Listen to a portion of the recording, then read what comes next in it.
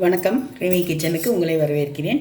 இன்றைக்கி நம்ம சாம்பார் இல்லாமல் ஒரு அரைச்சி விட்ட குழம்பு பார்க்க போகிறோம். இது வந்து சாம்பாராக டெய்லி பருப்பு போட்டு சாப்பிட்றத விட அதே மாதிரி எப்போவுமே நம்ம சாம்பாருக்கு போடுற அரைச்சி விட்ட குழம்புக்கு போடுற அதே தான். மிளகா, அப்புறம் தேங்காய், அப்புறம் ஒரு ஸ்பூன் வெந்தயம், ஒரு ஸ்பூன் தனியா, ஒரு 1/4 ஸ்பூன் தனியா, தோரம்பருப்பு, ஒரு அரை ஸ்பூன் தோரம்பருப்பு, ஒரு அரை ஸ்பூன் தனியா, ஒரு 1/4 ஸ்பூன் வெந்தயம். இதை நம்ம நல்லா வறுத்துக்கணும். நம்ம அரைச்சி விட்ட சாம்பாருக்கு வறுப்போம் இல்லையா, அந்த மாதிரி பெருங்காயமும் கொஞ்சம் போட்டு நல்லா செவக்க வறுத்துக்கணும். வறுத்துட்டு செய்கிற குழம்பு இது ரொம்ப டேஸ்ட்டாக இருக்கும். ஈஸியானது. ரொம்ப நல்லா வச்சு மறுநாளைக்கு கூட சாப்பிட்லாம், ஒன்றும் ஆகாது. நல்ல மறுநாளைக்கு இன்னும் ரொம்ப டேஸ்ட்டாக இருக்கும். இட்லி தோசைக்கும் நல்லாயிருக்கும்.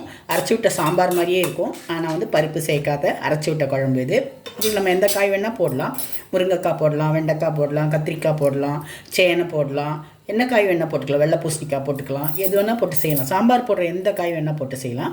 இது வந்து ரொம்ப டேஸ்டியாக இருக்கும். ஈஸியானது, செலவு ரொம்ப கம்மியானது.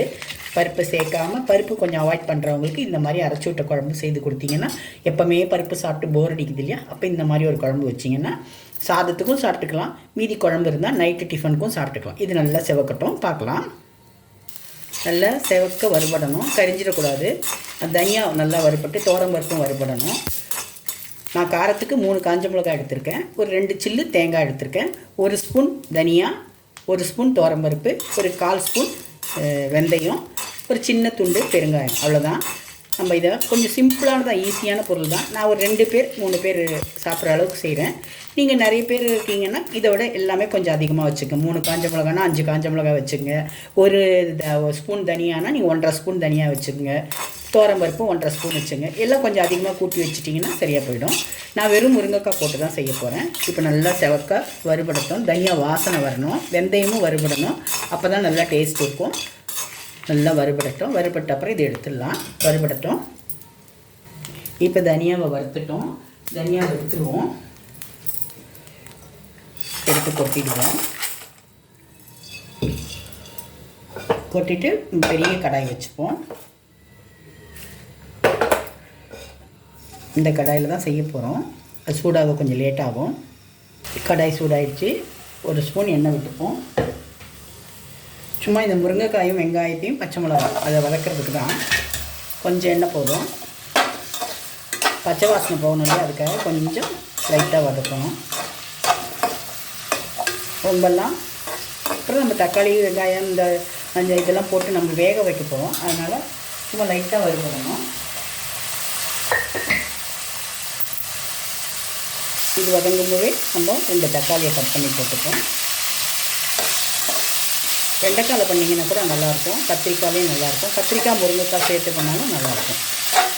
இதுவும் கொஞ்சம் வதங்கட்டும்.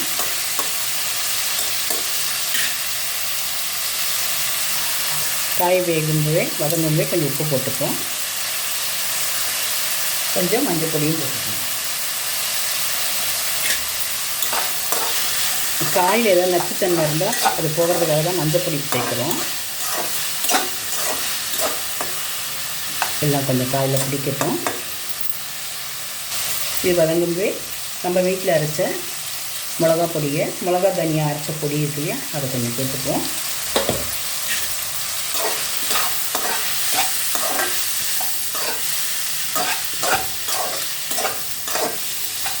இப்போ நம்ம இந்த காய் வேகிறதுக்கு தண்ணியை ஊற்றி மூடி வச்சுருவோம். காய் வேகட்டும்.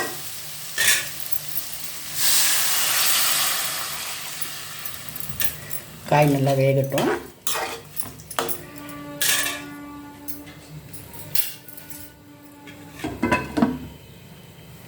காய் வெந்த அப்புறம் பார்க்கலாம். உங்கள்கிட்ட ஒன்று சொல்ல மறந்துட்டேன். மிளகா, தனியா, தேங்காய், தோரம்பருப்பு வறுத்துட்டு அது செவந்த அப்புறம் இறக்குற சமயத்தில் தான் வெந்தயம் போடணும். வெந்தயம் முன்னாடியே போட்டுட்டிங்கன்னா கருத்து போயிடும், கரிஞ்சிடும். அதனால் இறக்குற சமயத்தில் வெந்தயத்தை போட்டு ஒரு பெரட்டிட்டு எடுத்திங்கன்னா போதும். அதை நான் சொல்ல மறந்துட்டேன்.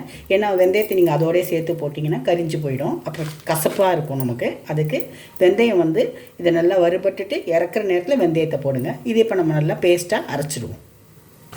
காய் வெந்துடுச்சு. இப்போ நம்ம அரைச்ச மசாலாவை போட்டுப்போம்.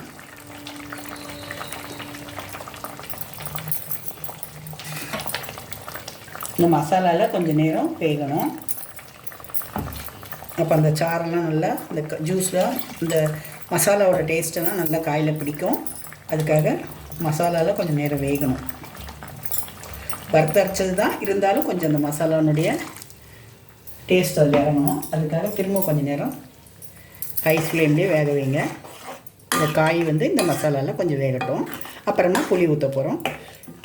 மசாலா என்னென்ன ஞாபகம் இருக்கா? மிளகா, தனியா, வெந்தயம், பெருங்காயம், 1 ஸ்பூன் துவரம்பருப்பு. தனியாவும் துவரம்பருப்பும் 1 ஸ்பூன் எடுத்துங்க. வெந்தயம் 1/4 ஸ்பூன் போதும். பெருங்காயம் ஒரு சின்ன கட்டி பெருங்காயமோ பொடியோ ஏதோ. மிளகா காரம் உங்களுக்கு ஏற்ற மாதிரி 2 மிளகா 3 மிளகா போதும். வெந்தயம் மட்டும் லேட்டாக வறுக்க போடுங்க, ஃபஸ்ட்டே போட்டுறாதீங்க. இதெல்லாம் வறுத்து இறக்குற சமயத்தில் வெந்தயத்தை போட்டுட்டு ஒரு பரட்டி எடுங்க. கொஞ்சம் காயில் மசாலா பிடிக்கட்டும், வேகட்டும். அரைச்ச மசாலா கொதிச்சிருச்சு. இப்போ நம்ம புளி தண்ணி ஊற்றிப்போம். சும்மா ஒரு சின்ன நெல்லிக்காய் அளவு புளி தான். இது ரொம்ப புளிப்பாக இருக்கக்கூடாது. இந்த குழம்பு சாம்பார் மாதிரி தான் இருக்கணும். ஆனால் பருப்பு இல்லை, அவ்வளோதான். எல்லாம் சாம்பாரோட மெத்தடு தான். ஆனால் பருப்பு மட்டும் இல்லை, அவ்வளோதான். அரைச்சி விட்ட சாம்பார் செய்கிற மாதிரியே தான், பருப்பு இல்லாமல் செய்கிறோம், அவ்வளோதான் இதுக்கு வித்தியாசம். எப்போவுமே பருப்பு சாப்பிட்றோம், சில நாள் இது பருப்பு இல்லாமல் செய்தால் ரொம்ப நல்லாயிருக்கும். இது இட்லி தோசைக்கும் நல்லாயிருக்கும். இப்போ நல்லா கொதிக்கட்டும். இந்த நேரத்தில் உப்பு சரியாக இருக்கான்னு பார்த்துப்போம். உப்பு கொஞ்சம் கம்மியாக இருக்குது. அப்போ நம்ம கொஞ்சம் தான் போட்டோம் உப்பு. இன்னும் கொஞ்சம் கூட உப்பு போட்டுப்போம்.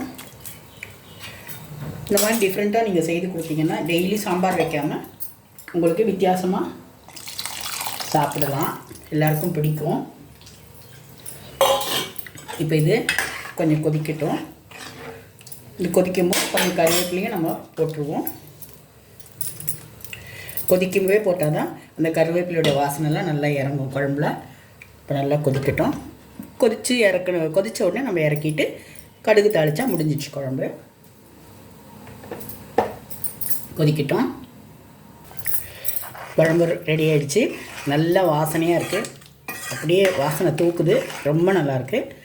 அது என்ன, அந்த மிளகா, தனியா, துவரம்பருப்பு, வெந்தயம், பெருங்காயம் அதோட தேங்காவோடு சேர்த்து அரைச்சி ஊற்றிருக்கோம் இல்லையா, அந்த வாசனை ரொம்ப நல்லாயிருக்கு. இதை நீங்கள் கொடுத்தீங்கன்னா சாம்பார்னு நினைப்பாங்க, அரைச்சி விட்ட சாம்பார் தான் நினைப்பாங்க. ஆனால் பருப்பு இல்லாமல் செய்கிறது இது. சாம்பாரோட அதே மெத்தடு தான். குழம்பு இந்த மாதிரி நமக்கு இந்த கன்சிஸ்டன்சியில் இருந்தாலே போதும். ரொம்ப திக்காகவும் வேண்டாம், ரொம்ப தண்ணியாகவும் வேண்டாம். இப்படி இருந்தாலும் ஊற்றி சாப்பிட நல்லாயிருக்கும். இட்லி தோசைக்கும் நல்லாயிருக்கும். இப்போது நம்ம குழம்ப வேறு பாத்திரத்தில் மாற்றிப்போம். குழம்ப வேறு பாத்திரத்தில் மாற்றிட்டோம் நம்ம. இப்போ நம்ம இதுக்கு நான் பச்சை மிளகாவும் 2 கீரி போட்டிருக்கேன். கடுகு வறுத்து போட்டுடலாம்.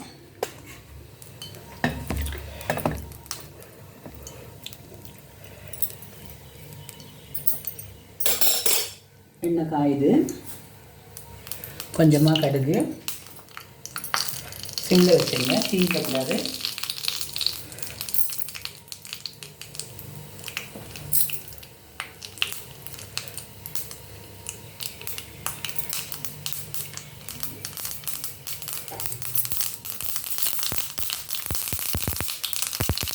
கடுகு வெடிக்குது.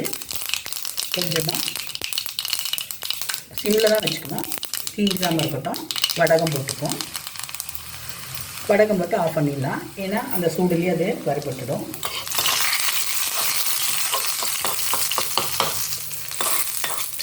இப்போ வடகம் வறுபட்டுச்சு.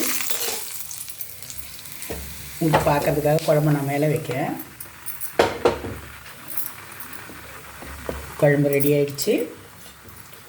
இப்போது இந்த கடுகு வடகத்தை அதெல்லாம் போட்டுருவோம்.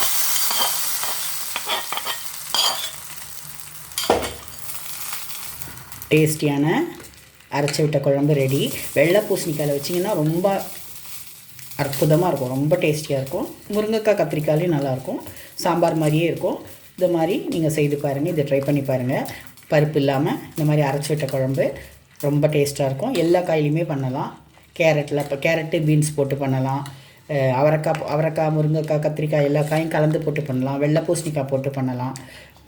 எந்த காயில் பண்ணாலுமே, சாம்பாருக்கு போடுற எந்த காயில் பண்ணாலுமே நல்லாயிருக்கும். நீங்கள் இந்த மாதிரி பண்ணி பாருங்கள். பண்ணிவிட்டு இட்லி தோசைக்கு சாதத்துக்கு சாப்பிட்டு பாருங்கள், ரொம்ப நல்லாயிருக்கும். இதை ட்ரை பண்ணி பாருங்கள். ரெமி கிச்சன் எல்லோரும் சப்ஸ்கிரைப் பண்ணுங்கள், லைக் பண்ணுங்கள், ஷேர் பண்ணுங்கள்.